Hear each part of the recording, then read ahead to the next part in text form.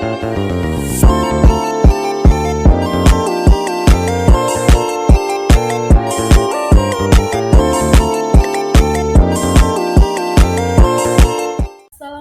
warahmatullahi wabarakatuh. Perkenalkan, nama saya Supriyanti Hasan dengan NPM 022722111047. Baik, saya mahasiswa Universitas Kairun Kota Ternate, Fakultas Ekonomi dan Bisnis, Program Studi Akuntansi. Baik, di sini saya ingin menjelaskan sedikit tentang etnografi yang dimana untuk memenuhi tugas dari mata kuliah metode penelitian yang diberikan oleh pribadi Bapak Dr. Andus Suito, SE, MSI. Baik, langsung saja kita ke materinya. Etnografi secara harfiah, etnografi berarti tulisan atau laporan tentang suatu suku bangsa yang ditulis oleh seseorang antropolog atas hasil penelitian lapangan yang dimana yang telah diteliti selama sekian bulan atau sekian tahun. Etnografi baik sebagai laporan penelitian maupun sebagai metode penelitian dianggap sebagai asal-usul ilmu antropologi. Etnografi merupakan gabungan dari dua kata yaitu etno dan grafi. Etno berarti orang atau anggota kelompok sosial dan atau budaya. Sedangkan grafik berarti tulisan atau catatan. Jadi secara literal, etnografi berarti menulis atau mencatat tentang orang atau anggota kelompok sosial budaya. Dalam arti luas merupakan satuan studi tentang sekelompok orang untuk menggambarkan kegiatan dan pola sosial budaya mereka. Etnografi bukan deskripsi tentang kehidupan masyarakat dalam keberagaman situasinya, melainkan menyajikan pandangan hidup subjek, cara mereka memandang kehidupannya, cara mereka memandang perilakunya dalam kehidupan sehari-hari, cara mereka berinteraksi dan sebagainya. Etnografi merupakan suatu bentuk penelitian yang berfokus pada makna sosiologis diri individu dan konteks sosial budayanya yang dihimpau melalui observasi lapangan sesuai dengan fokus penelitian. Etnografi adalah uraian dan penafsiran suatu budaya atau sistem kelompok sosial. Peneliti menguji kelompok tersebut dan mempelajari pola perilaku dan kebiasaan dan cara hidup. Etnografi adalah sebuah proses dan hasil dari sebuah penelitian. Etnografi adalah suatu penelitian yang berfokus pada makna sosiologi melalui observasi pengalaman tertutup dari fenomena sosio-kultural. Adapun etnografi menurut para ahli.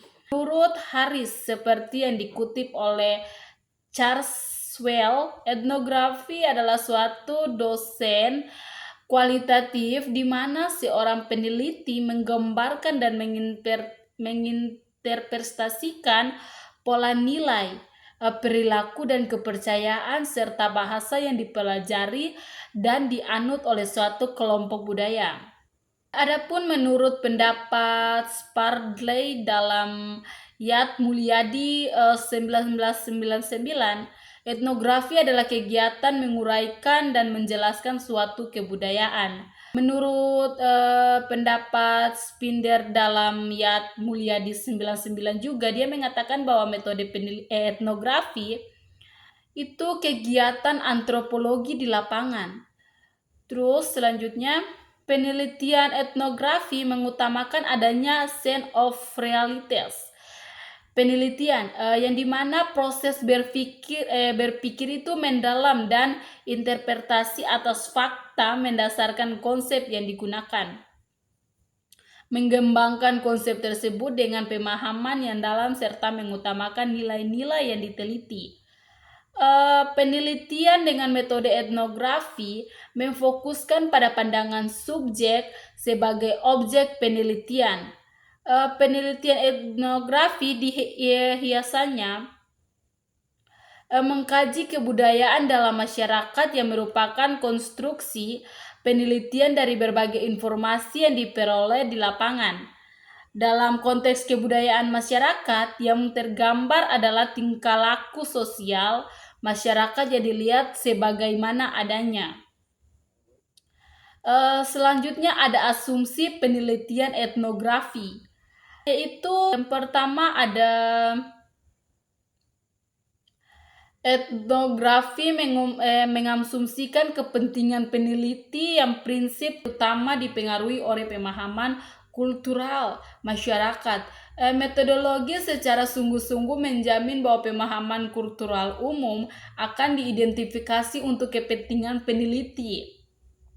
Interpretasi menempatkan tekanan besar pada kepentingan kasual dari pemahaman kultural seperti itu. Fokus etnografi mempertimbangkan secara berlebihan peran persepsi budaya dan tidak mempertimbangkan peran kasual, kekuatan-kekuatan objektif. Etnografi juga mengasumsikan suatu kemampuan mengidentifikasi masyarakat secara relevan dari kepentingan masyarakat, organisasi formal, kelompok, dan non-formal.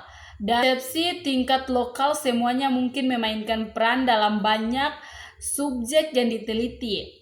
Dan kepentingan ini mungkin bervariasi menurut waktu, tempat, dan masalah.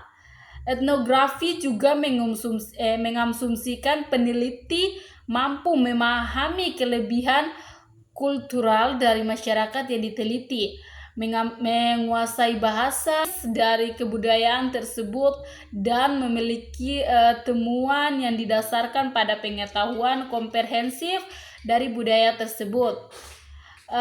Penelitian etnografi lintas budaya menghindari resiko asumsi yang keliru bahwa pengukuran yang ada memiliki makna yang sama lintas budaya.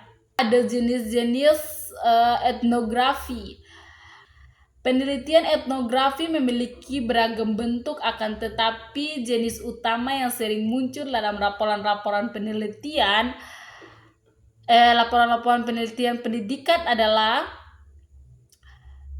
etnografi realis, studi kasus, dan etnografi kritis. Yang pertama, etnografi realis. Etnografi realis merupakan pendekatan yang populer di kalangan antropolog. Pendekatan ini berupaya menggambarkan situasi budaya para partisipan secara objektif berdasarkan informasi yang diperoleh langsung dari para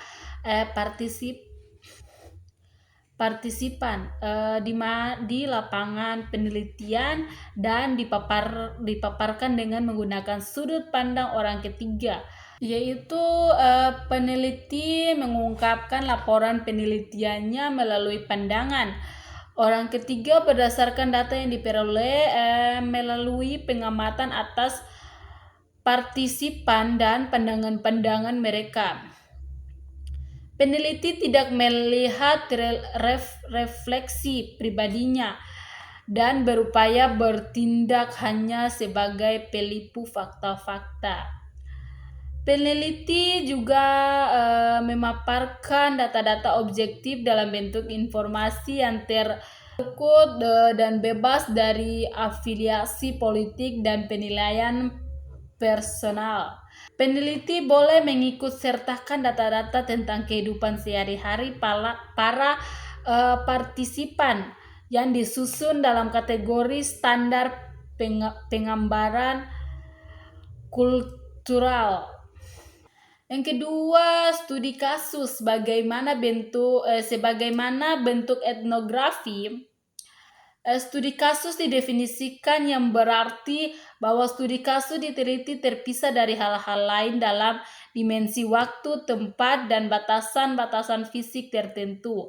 Artinya, hasil penelitian yang diperoleh hanya berlaku bagi objek yang diteliti dan tidak dapat digeneralisasikan sebagai an in-depth study of objek yang biasanya diteliti dengan prosedur ini memiliki karakteristik yaitu kasus biasa berbentuk individu tunggal. Beberapa individu yang terpisah dalam sebuah kelompok khusus, sebuah program peristiwa-peristiwa yang berhubungan erat atau aktivitas-aktivitas. Pendidikan kasus Yang diteliti biasa berbentuk kehidupan seorang guru teladan nasional sebagai pendidik. Yang ketiga ada etnografi kritis, yang dimana etnografi kritis ini merupakan pendekatan penelitian yang digunakan untuk membantu dan memberdayakan kelompok masyarakat termarginalisasi. Etnografi kritis biasanya dilakukan oleh individu berpikir kritis yang melalui penelitiannya ingin memberikan bantuan melawan ketidakadilan dan penindasan. Ada prinsip-prinsip penelitian etnografi. Dalam penelitian etnografi ada beberapa prinsip yang harus diperhatikan. Yang pertama itu mempertimbangkan tentang informan. Artinya peneliti itu harus secara selektif dalam memilih informan yang akan diwawancarai dan diteliti. Peneliti harus melindungi informasi dan akibat-akibat yang ditimbulkan bila memilih mereka. Terus mengerti informan, yang dimana mengerti di sini tuh dia memiliki arti bahwa peneliti itu dia harus memperhatikan hak-hak asasi, kepentingan dan sensitivitas seseorang yang menyampaikan tujuan penelitian. Selanjutnya menyampaikan tujuan penelitian. Peneliti harus menyampaikan kepada informan sehingga mereka dapat membantu peneliti yang ada. Selanjutnya itu dia melindungi, dia itu harus memperhatikan melindungi privasi informan, seperti kerahasiaan informan harus dilindungi. Jika informan tidak ingin disebutkan identitasnya, maka peneliti harus merahasiakan identitas mereka, dan peneliti juga harus memperhatikan keberatan-keberatan dari pihak informan. Jangan mengeksploitasi informan. Peneliti tidak boleh hanya memanfaatkan informan untuk mencapai tujuan peneliti. Tetapi setelah penelitian selesai harus memberikan balas jasa kepadanya karena telah menjadi informan yang membantu selama penelitian berlangsung sehingga penelitian dapat berjalan dengan baik. Terus memberikan laporan kepada informan. Setelah penelitian selesai, etnografi harus memperhatikan atau melaporkan kepada informan. Baik, mungkin itu yang dapat saya sampaikan. Lebih dan kurangnya saya mohon maaf. Wabillahi taufiq wal hidayah. Wassalamualaikum warahmatullahi wabarakatuh.